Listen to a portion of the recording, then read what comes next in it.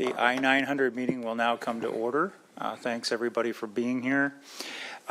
Staff from the State Auditor's Office will give presentations of their recent performance audits. The performance audits being discussed at this hearing were conducted solely and independently by the State Auditor's Office under the authority of legislation approved by the voters via Initiative 900. The State Auditor is elected directly by the people of the state of Washington and operates independently from JLARC and from the legislature. JLARC members attending virtually can let me know during the presentation if they have questions using the raise hand feature on Zoom. Those who are here in the room can raise their hand in real life to let me know, or tap me on the shoulder, or just clear their throat. Either one works. Remind anyone in the room to use your microphone when you're speaking so that this gets picked up. We will be taking public testimony after each presentation if anyone has signed up, and so far no one has. And staff have supplied information on registering for in-person and remote public testimony via Zoom on the JLARC website. With that, we will start in with our first report. Washington State Auditor reports on Washington State Patrol sexual assault kits follow-up. So if we have State Auditor staff, one thing that I do want to note is we have Senator Tina Orwell joining us, recently moved over to the Senate from the House. And she has been a champion, a huge champion on this issue of getting the sexual assault kit backlog cleared. So I do want to recognize her here at the start, and after the presentation, we'll give her a couple of minutes to speak if she so desires. So for now, Eric Ketterlin, if you would go ahead and begin. I'm going to share my screen real quick.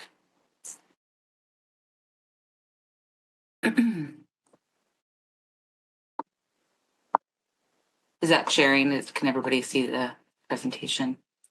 Yes, we see it. Okay, great.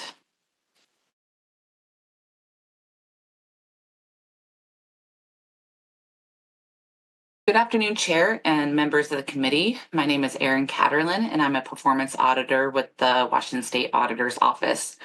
Today, I'm here to present the results of our performance audit on the Washington State Patrol's sexual assault kits, which is a follow-up audit from our 2022 performance audit.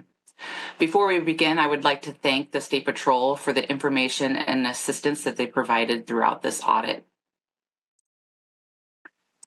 Sexual assault kits provide crucial evidence that helps identify perpetrators and can also connect perpetrators to other assaults. Timely testing of sexual assault evidence is essential to help survivors heal and to ensure justice is served.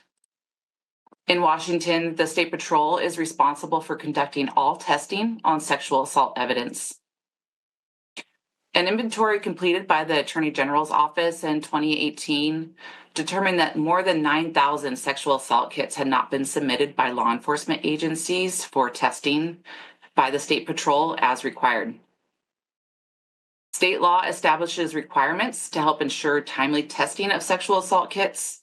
And as I will discuss in more detail later, these laws establish deadlines for law enforcement agencies to send kits to the patrol for testing, as well as timeframes for the patrol to complete testing. I would like now to share a summary of our key audit results. The patrol tested all but about 1% of the sexual assault kits that it received since 2015. Most of the remaining untested kits are from inactive investigations. And the patrol tested about 95% of the sexual assault kits it has received since May 1st, 2022, within the 45 days as required by state law. We wanted to conduct this audit mainly to follow up on findings from a previous performance audit conducted by our office in 2022. The audit, which was mandated by the legislature, examined the State Patrol's processing of sexual assault kits to determine if the backlog of untested sexual assault kits had been eliminated. The previous audit found that while the State Patrol had taken important steps to eliminate the backlog, not all leading practices had been fully implemented. It also found that as of January 2022, the patrol had tested 74% of all kits received since 2015, but thousands of kits remained untested. The previous audit did not evaluate the patrol's performance meeting state laws regarding some testing timeframes. And the audit made no formal recommendations, but strongly encouraged the patrol to continue its efforts to test all sexual assault kits in a timely manner. This audit followed up on the previous audit to determine the extent to which the patrol has eliminated the backlog of untested sexual assault kits. And as part of this objective, we evaluated the patrol's compliance with the 45-day testing requirement, which was not reviewed during the previous audit because not enough time had passed between when the requirement took effect and when we completed our audit field work. Like the previous audit, this audit focused on the State Patrol's processes for testing sexual assault kits, whether at one of its crime labs or by contracting with a private lab. We did not include an evaluation of law enforcement agencies' processes related to sexual assault kits in the scope of this audit. In Washington, laws that were passed in 2019 and 2020 set key timeframes for testing sexual assault kits. By October 1st, 2019, law enforcement agencies were required to send all previously untested kits to the patrol, regardless of when they were collected or the status of the investigation, providing that the assault survivor consents to the testing. By December 1st, 2021, the patrol was required to submit all the kits it received from the law enforcement agencies to one of its labs for testing. Even with these requirements, the patrol continued to receive thousands of sexual assault kits for testing from law enforcement agencies after the 2019 deadline. State law also requires that the patrol completes testing of all new sexual assault kits it receives after May 1st, 2022, within 45 days, and outlines testing priorities that the patrol must follow. According to the law, the patrol must prioritize testing in the following order: sexual assault kits associated with an active investigation and cases with impending court dates, active investigations where public safety is an immediate concern, violent crimes investigations, including active sexual assault investigations, post-conviction cases, and other crimes investigations and non-active investigations, such as previously unsubmitted older sexual assault kits. Over the next several slides, we will go over the results of our analysis that we conducted to evaluate the patrol's progress in eliminating the backlog since the last audit, as well as whether the patrol has tested all the new kits within the required 45 days. Data provided by the patrol showed that since 2015, the patrol has received more than 28,000 requests for testing of sexual assault kits and related evidence. The data that we reviewed also shows that at the height of the backlog in 2021, the patrol had more than 8,300 kits that were awaiting testing. We found that since 2021, the patrol has completed testing on thousands of kits, leaving less than 300 kits, or about 1%, untested as of April 30th, 2024. We also found that the patrol has been effective at testing sexual assault kits that are either associated with an active investigation or if the evidence is needed for a pending trial proceeding. Of the almost 300 untested sexual assault kits the patrol has remaining in its backlog, we found only 25, or about 9%, of the untested kits were classified as being associated with an active investigation. Another 162 kits that remain untested are associated with inactive investigations or have been deemed lower priority by the responsible law enforcement agency. The remaining 102 untested kits are historical kits that have offense dates that are date back prior to July 24, 2015, that were previously unsubmitted to the lab for testing. Between the date the 45-day testing requirement took effect on May 1st, 2022, and when we reviewed the data in April of 2024, the patrol reports that it had received more than 3,000 requests for testing of sexual assault kits that were classified as active investigations and were subject to the 45-day testing requirement. Of these 3,000 kits, about 95% had completed testing within the 45 days as required by state law. The number of kits it took to the number of days it took to complete testing for all these kits ranged from 2 to 126 days. We found an additional 274 sexual assault kits that were classified as inactive or low priority, and therefore were not included in the patrol's performance measures that it uses to track compliance with the 45-day testing requirement. It is possible that these kits could be subject to the 45-day requirement because they were received by the patrol on or after May 1st, 2022. However, testing completion time for these additional kits was not readily available, so we were unable to determine how long it took the patrol to test them.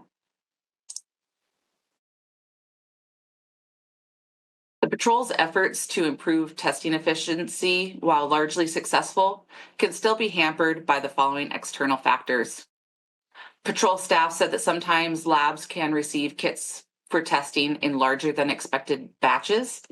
Staff also said that in some cases they can receive a request for testing from law enforcement, but the actual kit is not sent to the lab for testing until much later. When we looked closer at the kits with offense dates prior to 2015 that had not been tested at the time of our audit, we found 12 of the kits, or about 12%, were incomplete because the responsible law enforcement agency failed to send the kits to the patrol in a timely manner. When law enforcement agencies fail to submit kits promptly or send kits in large batches, it can put a strain on laboratory resources, and therefore it can take longer for any given kit to move through the testing process. The complexity of evidence can also affect how long it takes to test a kit. Kits with multiple pieces of evidence, or those containing evidence that require more complex tests, can increase the time it takes to complete the testing process. To help mitigate effects on the patrol's testing process from these external factors, it is essential that the patrol continues to look for opportunities to improve its internal processes when possible. As was the case with the previous audit, we make no formal recommendations in this audit, but we encourage the Washington State Patrol to continue its efforts to test all sexual assault kits in a timely manner. And that concludes our presentation today, but I would be happy to answer any questions that you might have. Okay, thank you for your presentation. Do members have any questions of the auditor's office? Not seeing any virtual hands, not seeing any hands in the room. So I am going to give, I'm now going to give Senator Orwell a couple of minutes to address this issue. Welcome, Senator. Thank you, Mr. Chair, and thank you for allowing me to join your hearing today. You know, I think this is an important day because this really is like ending a chapter of what was really a dark history in our state, where survivors, their voices weren't heard. We know there were thousands of kids that were never tested, and that means they didn't have a path to justice. And so I'm really grateful for the work the state auditor's office has done to really review this situation. And I also want to share my gratitude to the Washington State Patrol. This was an enormous task to take on, including, as you may recall, starting the high throughput lab in Vancouver. I want to thank the legislature because it took a lot of investments from the legislature to make this happen. And of course, our Attorney General was critical as well. So this has been a huge effort, and I just think it's really having this audit really allows us closure. It allows us to know, are there other things we need to be paying attention to? But it really, I'm really proud of the work that's been done, and I think it's really highlighted here. So thank you. Thank you, Senator, and along with your thanks to all of those involved in getting this cleared, thanks to you for all of the work that you've done. You have been a true champion on this, and I don't think we would be where we are today if it hadn't been for your efforts on this. So thank you so much, not only on my behalf, but for all the victims out there. I know they very much appreciate the work that's been done and the work that you've done on this. So thank you. Thank you for joining us, but thank you so much for all your work on this. With that, I do see that we have some members of the State Patrol that are available. Does State Patrol have anything they want to add or any comments on this audit? Please come forward.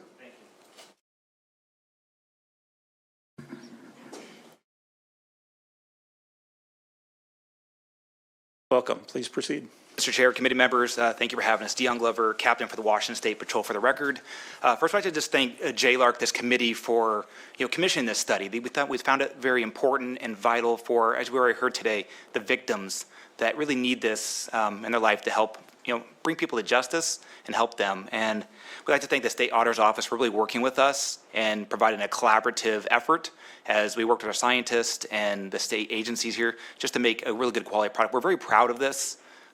There's always a lot of struggles in law enforcement throughout the years, and this is something we can't be more proud of, that we have thought outside the box, come up with solutions to get under our 45 days. So we're really grateful for that.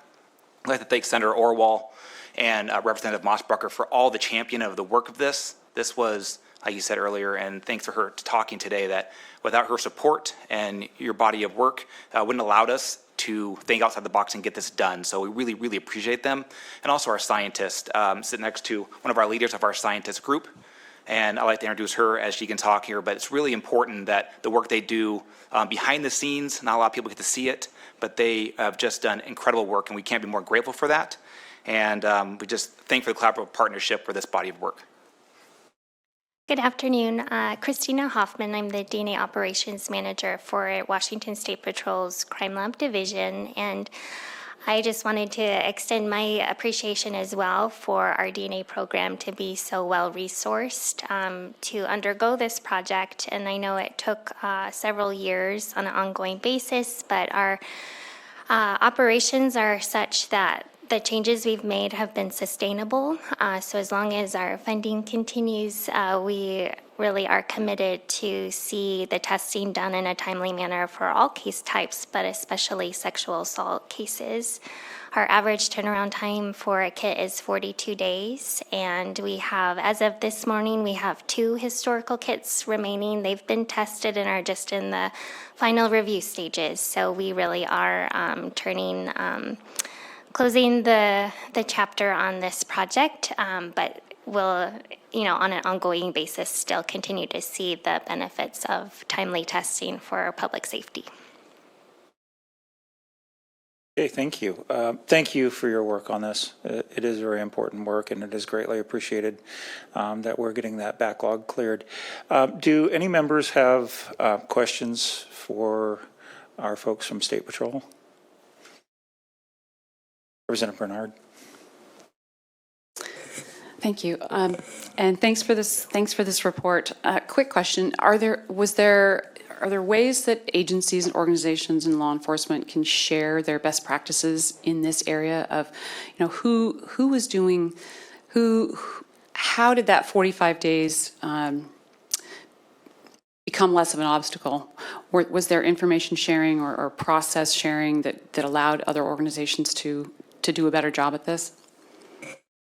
So I know in the national forensic science community, we collaborate a lot, attending conferences or speaking at conferences, reading published articles, adopting automation. And so we are, interacting with fellow peers across the nation to really learn what's worked well or lessons learned as different methods have been attempted, or robotics, for example, is always constantly on the radar for our vendors, trying to supply and continue to give us improvements in technology to continue to make improvements. So I know we do communicate at a national level about various things and are continuing to learn what other states are facing as well.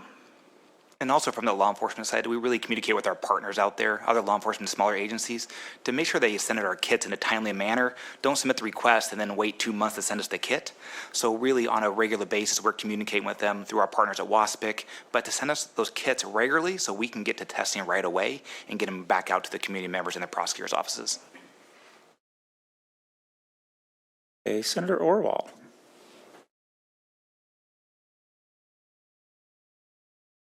Senator, we can't hear you. Can you unmute? Thank you. Yes, I just wanted to say we also, it was with Director Monica Alexander and the Washington State Patrol went to Ohio, who were testing kids rapidly and through a high throughput lab. And so we certainly were inspired by Ohio and also inspired by Oregon, who had been doing good work. So I really was grateful. The lab really opened up and looked at best practices across the country, really to come up with the model we do in Washington State.